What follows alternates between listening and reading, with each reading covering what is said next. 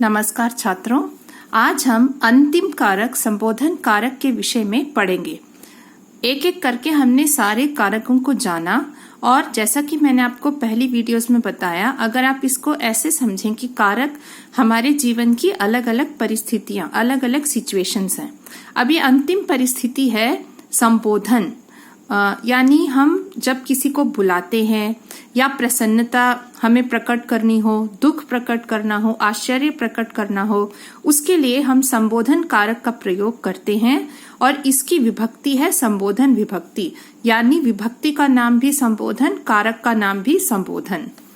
तो जैसे आपको बताया, जब हमें किसी को बुलाना हो, जब हमें बहुत प्रसन्नता हो या दुख हो या आश्चर्य हो, उन सबको बताने के लिए हम इस विभक्ति कारक विभक्ति का प्रयोग करते हैं।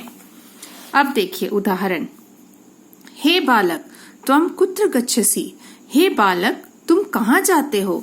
तो यहाँ पर हे बालक, यहाँ पर संबोधन आया है क्योंकि हम उस बालक को बुलाकर पूछ रहे हैं तुम कहाँ जा रहे हो।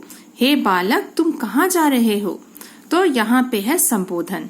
एक संबोधन के साथ हे का प्रयोग और एक एक्सक्लेमेटरी मार्क, आश्चर्य प्रकट करने वाला चिन्ह। फिर हे अध्यापक अहम विद्यालयम गच्छामि, हे अध्यापक मैं विद्यालय जाता हूँ। तो वो लड़का अध्यापक को कहता है कि हे अध्यापक मैं विद्यालय जाता हूँ, यानी आपस की जब बातचीत होती है तो हम संबोधन का प्रयोग करते हैं। तो अब इसकी पहचान क्या है, बहुत सिंपल है, सबसे सिंपल विभक्ति है ये।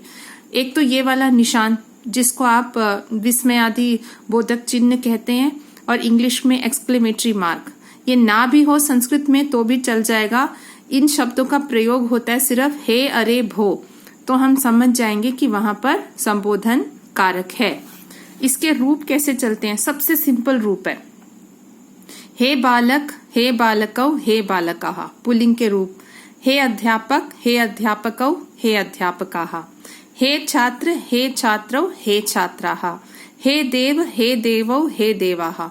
तो अगर आप ये रूप देखें तो आपको याद आएगा कि अरे ये तो हमने कहीं पढ़े हैं। बिल्कुल पढ़े हैं, जैसे प्रथमा विभक्ति है वैसे ही ये इसके रूप चलते हैं। बस एक जरा सा डिफरेंस है कि यहाँ पे विसर्ग नहीं लगा, बाकी सारे रूप सेम होते हैं। तो लर्न करने में भी आसान। बच्चों को तो वैसे ही कारक विभक्ति सोच के इतनी चिंता होती है, चिंता की कोई आवश्यकता ही नहीं है। आप देखिए एक एक कारक अगर आप समझ जाएं तो कोई दिक्कत ही नहीं है। फिर स्त्रीलिंग में कैसा रूप है, हे लते, हे लते, हे लताः। हे बालिके, हे बालिके, हे बालिकाः। हे अध्यापिके, हे अध्यापिके, हे अध्यापिकाः। हे अम्बे, हे अम्बे, हे अम्बाः। फिर वैसे ही जैसे प्रथमा का रूप था, हे लता लते लताः, बालिका बालिके बालिकाः, अध्यापिका अध्यापिके अध्यापिकाः, अम्बा अम्बे अम्बाः। सिर्फ इधर फर्क है, सिर्फ यहाँ पर एक ही मात्रा आई है, दोनों में सेम। ठीक है, तो ये भी सिंपल हो गया। नपुंसकलिंग, इसके रूप ऐसे चलते हैं हे फल, हे फले, हे फलानी। हे पत्र, हे पत्रे, हे पत्राणी। हे पुष्प, हे पुष्पे, हे पुष्पाणी। तो जैसे वहां था फलम फले फलानी, पत्रम पत्रे पत्राणी, पुष्पम पुष्पे पुष्पाणी, तो यहाँ पे सिर्फ वो म जो है वो गायब हो गया।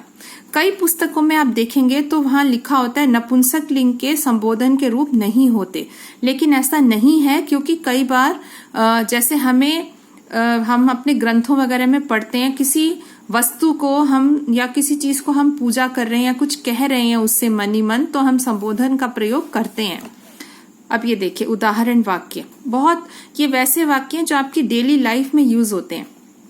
हे बालक तव नाम किम अस्ति, हे बालक तुम्हारा नाम क्या है। तो एक बालक से पूछा जा रहा है, उसको संबोधित किया जा रहा है, उसको बुलाकर पूछा जा रहा है।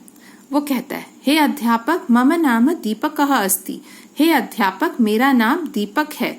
तो हे अध्यापक, हे बालक, ये हो गए संबोधन।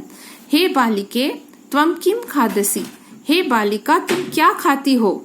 तो बालिका से बोला जा रहा है तो यहाँ पर संबोधन हो गया। हे अध्यापिके अहम फलम खादामि, हे अध्यापिका मैं फल खाती हूँ। फिर दो बालकों से पूछा जा रहा है भो बालको युवाम कुत्र पठतः, अरे दो बालकों तुम दोनों कहाँ पढ़ते हो। तो वो कहते हैं हे अध्यापिके आवाम विद्यालय पठावः। हे अध्यापिका, हम दोनों विद्यालय में पढ़ते हैं। फिर ये तो हो गए बुलाने वाले, संवाद वाले वाक्य। अब देखिए कुछ आश्चर्य, दुख, प्रसन्नता वो वाले भी देखे हम वाक्य। हे ईश्वर, एतत् किम अभवत्। हे ईश्वर, यह क्या हो गया। अब ये हो सकता है आश्चर्य भी हो या दुख भी हो। कोई व्यक्ति कह रहा है, अरे भाई ये क्या हो गया। अरे पश्य तत्र दुर्घटना अभवत्, जैसे कोई कह रहा होता है, अरे देखो वहां दुर्घटना हो गई है, दुर्घटना, एक्सीडेंट हो गया है वहां, तो ये दुख है। आश्चर्य भी हो सकता है, अरे कीदृशम सुंदरम वातावरणम अस्ति। अरे कितना सुंदर वातावरण है।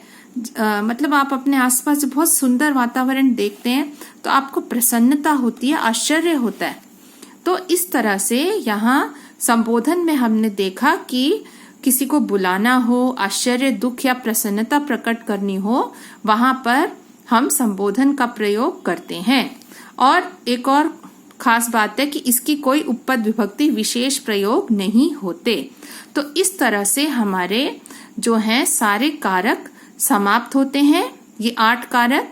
आशा है आपको ये सारे समझ आए होंगे। अगली वीडियो में हम देखेंगे कि अब इतने सारे कारक हमने पढ़े, इनके रूप कैसे चलते हैं। ठीक है, तो आप इसी वीडियो के नीचे आपको डिस्क्रिप्शन लिंक में इसके नोट्स भी मिल जाएंगे। धन्यवाद।